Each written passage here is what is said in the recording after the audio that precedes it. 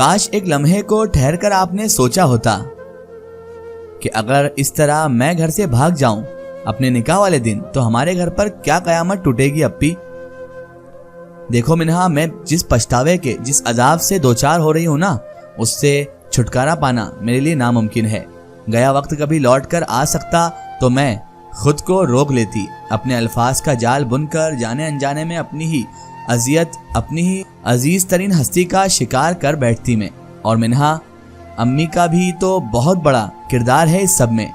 मुझे वरगलाने में ज्यादा हाथ तो उन्हीं का है। उन्होंने मुझे मुश्तइल किया कि शहरोज की माँ और बहन ने मेरे इकलौते भाई को ठुकरा कर मेरी हैसियत दो कौड़ी की कर दी है, और मैंने भी यही समझा, हिसाब बेबाकी करना चाहा।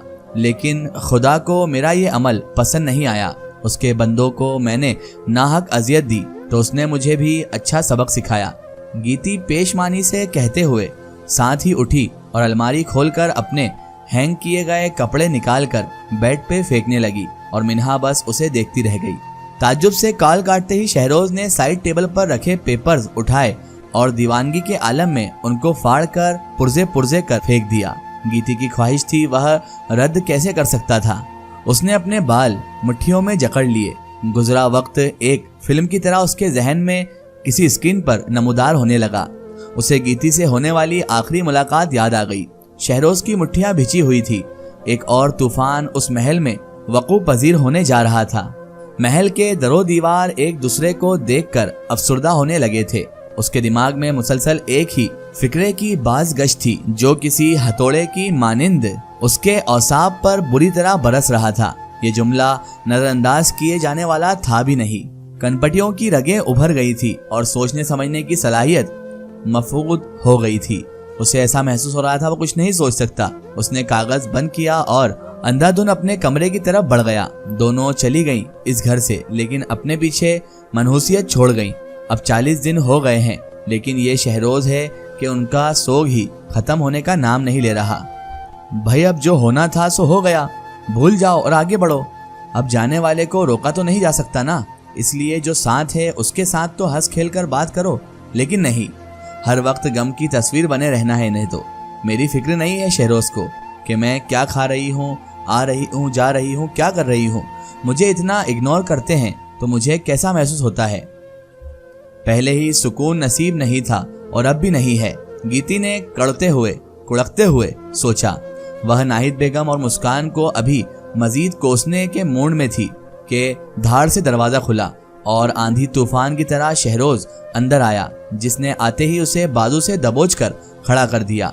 एक कागज उसके मुंह पर मारते हुए वह जोर से चीखा, पढ़ो इसे और मुझे बताओ कि ये सब क्या है। गीती ने ना समझी के आलम में नीचे गिर जाने वाला वह कागज उठाया और उसे पढ़ना शुरू किया।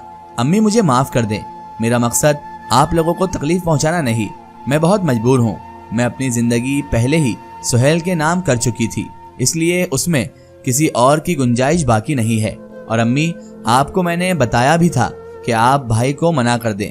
इशारों में आपको बताने की कोशिश की कि मुझे कोई और पसंद है। उस शादी से इनकार भी किया, लेकिन आपको कुछ समझ ही नहीं आ रहा था।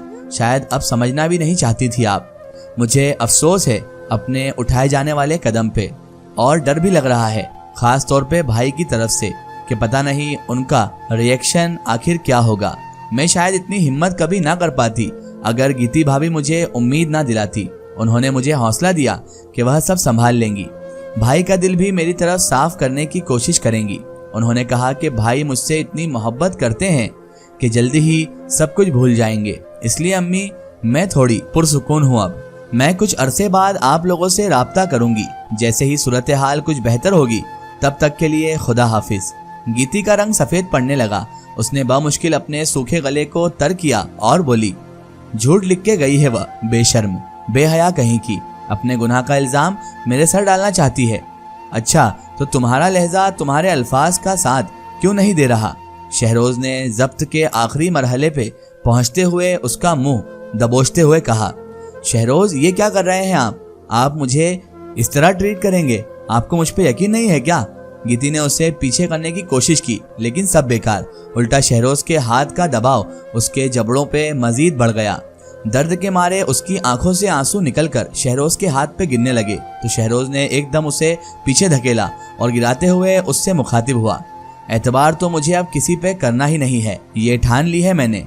अब अपनी इस अदाकारी को साइड पे करो और एक एक हरफ मुझे सच बताओ, नहीं तो खुदा की कसम अभी खड़े खड़े तुम्हारे टुकड़े कर दूंगा।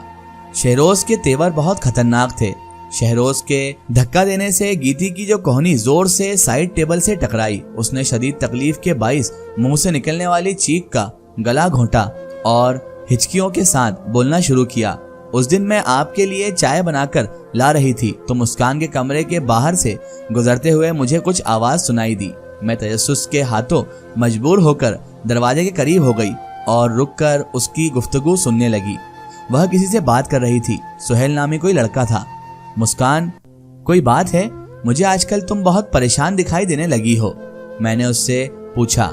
अगर कोई मसला है तो मुझे बताओ, हो सकता है कि मेरे पास इसका कोई हल हो। गीती ने मुस्कान के साथ वाली कुर्सी धकेलकर उसके पास बैठते हुए ये फिक्रमंद से पूछा।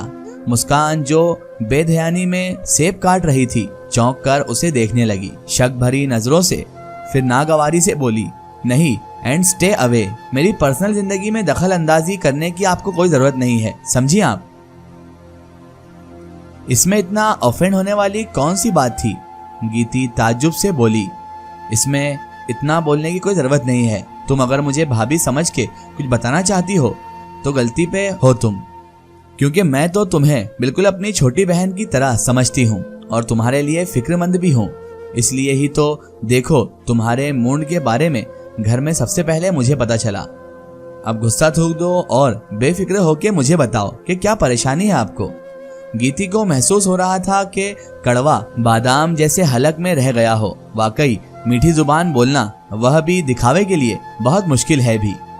वह जान गई थी, मैंने बताया ना आपको, ऐसा कुछ भी नहीं है।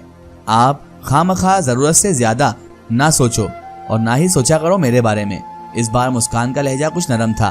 खैर, तुम बताना नहीं चाहती तो और कोई बात नहीं है, लेकिन ये जो तुम्हारा चेहरा है ना, चीख चीख कर कोई दास्तान बयान कर रहा है। गीती ने लापरवाही से कहा, लेकिन इस बार मुस्कान खुद को मजीद लापरवाह जाहिर कर ना सकी और झूठ बोली। क्या लग रहा है आपको मुझे देखकर? उसकी आवाज में अंदेशा था। यही कि तुम इस शादी से खुश नहीं हो, क्योंकि पहले ही किसी और से शादी का अहदो पैमाना बांध चुकी हो। गीती ने मुस्कुराते हुए कहा। मुस्कान नजरें चुराने पर मजबूर हो गई। गीती ने इतने यकीन से बोला था कि वह उसे झुठलाने का हौसला पैदा ना कर सकी। देखो डियर, मैं ये भी जानती हूँ कि उसका नाम सुहेल है और उसने तुम्हें अभी मना किया हुआ है कि तुम उसके बारे में अपने घर वालों को नहीं बताओगी। नहीं तो अच्छा, मैं अपने रूम में जा रही हूँ। मुस्कान ने नफी में सर हिलाते हुए गीती की तरदीद की और उठकर खड़ी हो गई। इसका एक स्टोरी हम देखेंगे इसके अगले पार्ट में।